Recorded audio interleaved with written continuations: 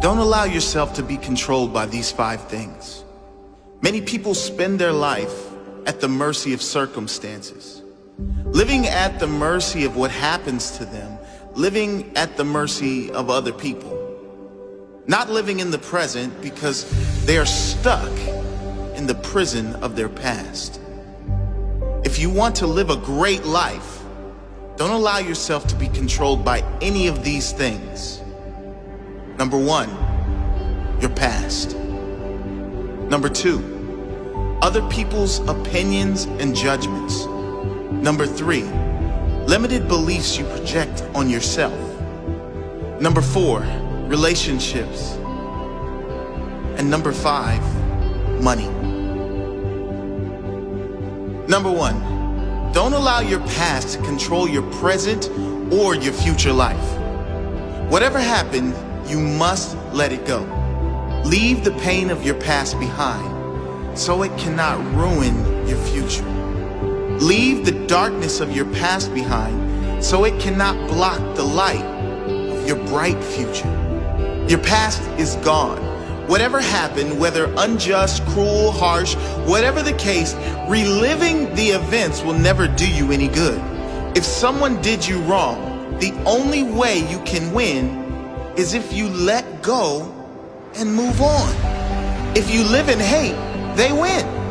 If you live in the victim story, they win. If you want to win, you must focus on building your future and start right now. Release that weight from your back so you can be free. Don't allow events from the past which are now gone to ruin this moment, which is perfect. This moment, which is now to enjoy, which is ready for you to live fully. Number 2, don't allow other people's opinions and judgments to control the direction of your life. The need to fit in and feel wanted can cause you to travel down paths you don't want to travel. People pleasing is a curse that should be avoided at all costs. Before you do anything, ask yourself, am I doing this because I want to do it? Or because of my fear of judgment from others if I don't? You were born unique for a reason. You were born to stand out, to be appreciated and loved for who you are. Don't dim your light so you fit into the dull background of other people's lives. Shine bright as you are. Those who really care for you will see that light and shine with you. Number 3, don't allow your life to be controlled by your own limited beliefs. Now, a warning with this one. These beliefs may be conscious, but more than likely, they're unconscious. They may be unconscious limitations that have been conditioned in you from a young age and throughout your entire life by listening to those around you who never reach for their own dream. Notice your own limited beliefs and tell them to shut up. There is nothing you cannot do, nothing you cannot have, and no one you cannot become if you believe in yourself. If you believe anything is possible, guess what? Anything is possible. When you change your belief from limited to unlimited, your potential is unlimited. Imagine what you could achieve if you lived your life as though anything is possible, as though miracles are a standard requirement of every day. As the saying goes, when there is no enemy within, the enemy outside can do you no harm. When you have nothing inside holding you back, there is nothing outside that can hold you back either. Your entire life will change the very instant you decide to change your mindset. The instant you decide to see everything as a gift. When you decide to see every circumstance and challenge as a blessing rather than a curse, the very instant you become conscious to the fact that everything in it is as it should be. And know that fighting what is insane. Number 4, relationships. A touchy subject. But if you are always needing another to be happy, to feel complete, then you are always one moment away from a breakdown if that person leaves you, or unhappiness if the relationship you are in is not going well. I'm not suggesting to avoid relationships. There is no force on earth that is greater than love and connection. I am talking about those who can't live if they aren't in a relationship. Those who will be with just about anyone, including all the wrong ones, just to avoid spending a moment being single. What I am saying is to develop enough mental strength that you get to the point where you don't need others to make you happy. You are just as happy being alone as you are in a relationship. And number 5, this is what controls the majority of humans on the planet. Can you guess what it is? Money. This does not mean you shouldn't want abundance. It doesn't mean money is evil.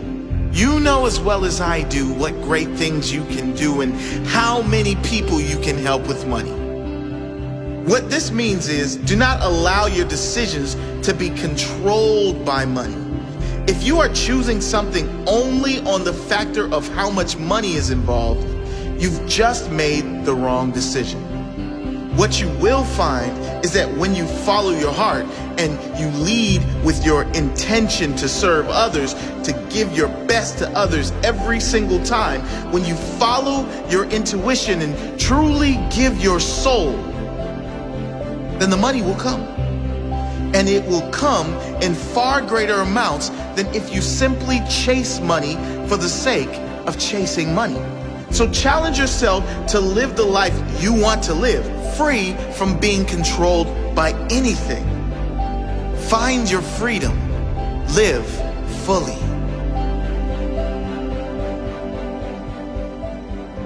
You know what's really tough? Loving people for who they are. Not who we want them to be. Not who we think they can be. But loving them exactly as they are today. It's tough because we have our own expectations by which we measure others. We focus so much on whether the other person is meeting our standards that we forget to love them for being uniquely flawed and evolving, just like ourselves, perhaps at a different pace, in a different place. But when we actually succeed, when we love someone for who they are, we see how quickly they transform into the greatest, most inspired version of themselves. You see, the truth is that we don't know a thing about the silent battles fought by those we admire. Battles that are perhaps compensated by the very bravado we respect. We do not see the pain hidden behind their smile. We don't see the suffering and loss they've endured. But more importantly, we do not know what wisdom is hidden in the hearts of those who go unnoticed. Recognizing this humanizes our role models, flattens our egos, and gives us reason to treat every person with compassion and kindness. The most broken people have taught me more about life than some teachers ever could. They taught me hope. Now, one of my favorite things to do is give that hope to others. To understand their fears and assure them that their dreams are much more powerful than their demons. To dissolve their insecurities and remind them that they don't have to have it all figured out in order to move forward. These things are my favorite, not because I have more to share than anyone else, but because it is so often that I myself need to hear the words I speak. By offering hope to others, I develop hope for myself. See, the reality is that no matter how insightful someone may seem, they are equally clueless. Enlightenment begins here, with the sobering reminder that there are no masters in life, only helpers. So be a helper, inspire someone, empower their soul. Awakening to this journey is the treasure. It is the only treasure. Because cemeteries are not just where we bury those who have passed, but also where we entomb the treasures of our future. Think for a moment of all the untapped wisdom and love. Think of all the books that will never be written, hugs that will never be given, and dreams that will never come to light. In this light, the cemetery is the most valuable place on earth, for it is here where our regrets come to rest. Think of this when that voice in your head says you're not good enough or convinces you to start tomorrow instead of today. Think of this when you're holding a grudge. Think of how fortunate you are to have another day to share your gifts with the world. If for no other reason, think of this, be humbled by this, before you do the things you wish. I assure you, if you think as often as you should, you'll never postpone another day. So think, and spend every ounce of your life in the passionate pursuit of that which moves your soul. Let your treasure be known.